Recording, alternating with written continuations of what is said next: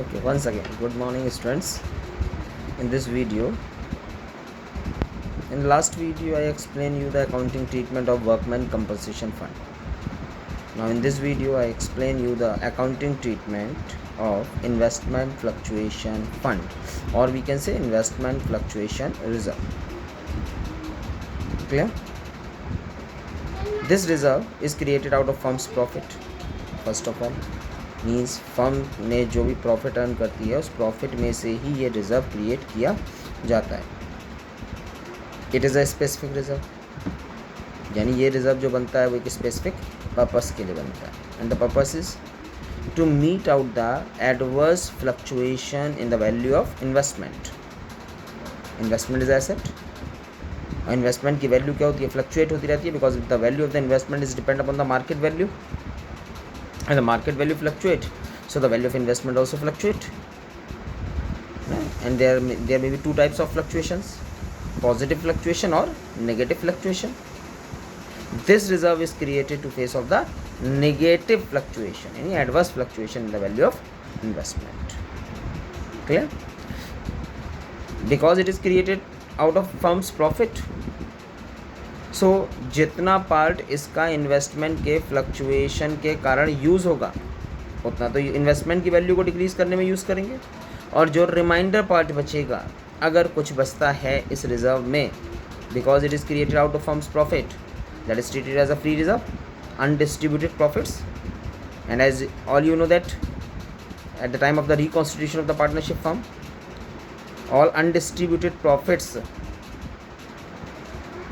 of free reserves are distributed amongst the partners in the old profit sharing ratio.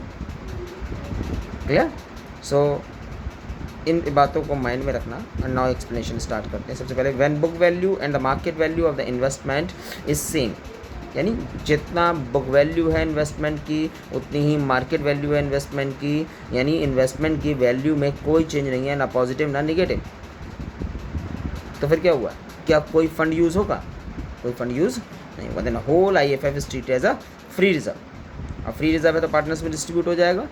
Cantt हो जाएगी investment fluctuation fund या investment fluctuation reserve account debit to partners capital account. कौन से ratio में? Old profit sharing ratio में. Second condition, when market value of investment is less than the book value.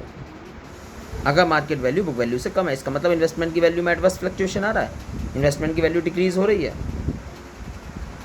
इसमें दो condition है. पहली, fall in the value is less than the IFF, यानी इन जो इन्वेस्टमेंट की वैल्यू में डिक्रीज़ हो रहा है वो IFF की वैल्यू से कम है. जैसे IFF दिया हुआ है आपको 10,000 रुपीज़, और इन्वेस्टमेंट की वैल्यू में जो डिक्रीज़ हो रहा है वो 6,000 रुपीज़ हो रहा है, तो वही 6,000 ही तो यूज़ करेंगे IFF से.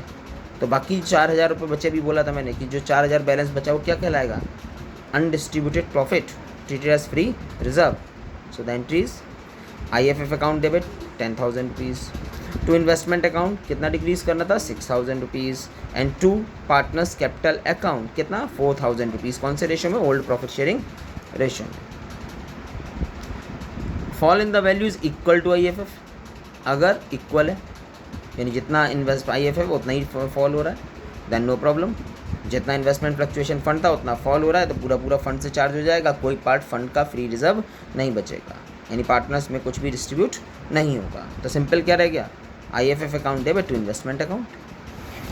And the third part, fall in the value is more than the IFF. तो यहाँ पर कंडीशन क्या आ गई कि इन्वेस्टमेंट की वैल्यू में जो डिक्रीज़ हो रहा है वो IFF की वैल्यू से भी ज़्यादा है. Clear? Suppose IFF is 10,000 rupees and there is a fall in the value of investment is 12,000 rupees, तो 10,000 रुपये तो फंड से चार्ज हो जाएंगे. उसके बाद भी इन्वेस्टमेंट की वैल्यू में 2,000 रुपीज़ का एक्स्ट्रा डिक्रीज़ हो रहा है. इन्वेस्टमेंट इज एसेट, एक्स्ट्रा जो डिक्रीज़ हो रहा है that is called decrease in asset. और डिक्रीज इन एसेट कहाँ था? रिवैल्यूशन में. Clear? So the first entry is IFF account debit 10,000, revaluation account debit 2,000, और टू इन्वेस्टमेंट अकाउंट 12,000, यानी इन्वेस्टमेंट 12,000 रुपीज़ डिक्रीज़ हो गया. अब रिवैल्यूशन से इससे क्या बन गया? लॉस बन गया, क्योंकि रिवैल्यूशन डेबिट हुआ है तो रिवैल्यूशन की डेबिट में आ जाएगा. 2,000 रुपीज़ का लॉस बन गया. ये लॉस किससे चार्ज होता है? पार्टनर्स से. And partners capital account debit to revaluation account. Clear? When market value of investment is more than the book value, अभी मैंने बिल्कुल शुरू में बोला था, बिल्कुल बिगनिंग में बोला था, IFF is created to face off the adverse fluctuation in the value of investment. और यहाँ पर कौन सा फ्लक्चुएशन है? पॉजिटिव फ्लक्चुएशन का से IFF का कोई लेना देना नहीं है। क्लियर? तो पूरे का पूरा IFF फ्री रिजर्व हो गया। IFF account debit to partners capital account कौन से रेशियो में? ओल्ड रेशियो में। इन्वेस्टमेंट की वैल्यू में जो इंक्रीज हुआ that is increase in asset, increase in asset यानी कि revaluation. Then investment account debit to revaluation account increase in asset की तरह आ गया। इस पर्टिकुलर एंट्री के कारण investment account debit to revaluation account, इससे क्या हो गया? रिवैल्यूशन का प्रॉफिट क्रिएट हो गया, क्योंकि एसेट इंक्रीज हुई है। रिवैल्यूशन अकाउंट बनाओगे तो वहाँ से रिवैल्यूशन का प्रॉफिट निकल कर आएगा। And all profits are distributed amongst the partner in the old profit sharing ratio, तो रिवैल्यूशन के प्रॉफिट को भी डिस्ट्रीब्यूट किया जाएगा। Revaluation account debit to partners capital account in old profit sharing ratio. Clear? Now it is clear both particular specific funds WCF workman compensation fund and IFF investment fluctuation fund, accounting treatment of both the aspects. Clear?